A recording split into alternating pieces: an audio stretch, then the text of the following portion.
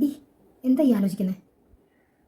എടി അതല്ലടി, ആ ഷഹബാസ് എന്ന് പറഞ്ഞ കൊച്ചിൻ്റെ കാര്യം ഞാനിങ്ങനെ ആലോചിക്കുമായിരുന്നു. എടി 15 വയസ്സേ ഉള്ളൂ. അവനെ കൊന്നവർക്കും അത്രയും തന്നെ പ്രായമുള്ളൂ. ഇത് ഇത് എന്താ ഇവിടെ സംഭവിക്കുന്നതെന്ന് എനിക്കൊരു പിടുത്തവും കിട്ടുന്നില്ല.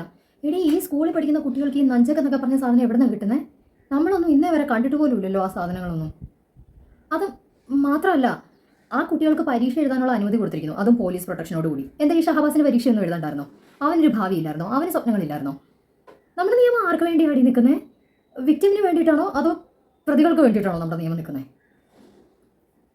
സത്യമാണെന്ന് എനിക്കറിയില്ല. ഒരു ന്യൂസ് കണ്ടു, ആ കുട്ടികൾ ഒബ്സർവേറ്ററി ഹോമിൽ ചെല്ലുമ്പോൾ അവർക്ക് ബിരിയാണി അതുപോലെ സദ്യ വിത്ത് പായസം എന്ന്. ഇത് ഇത് സത്യമാണെന്ന് എനിക്ക് അറിഞ്ഞൂടാ. ഇനി ആണെങ്കിൽ ഇതിനൊക്കെ എന്താടി പറയണ്ടേ? എനിക്ക് സത്യം പറഞ്ഞാൽ എനിക്ക് ഇതൊക്കെ കൂടെ കേട്ടിട്ട് എടി ഇവിടെ ഒരു കാര്യം ഇനി നടക്കാനുള്ളൂ. നിയമത്തിനും പോലീസിനും ഒന്നും ചെയ്യാനില്ല. രാഷ്ട്രീയ പാർട്ടികൾ ഇതിനകത്ത് ഇടപെടത്തില്ല.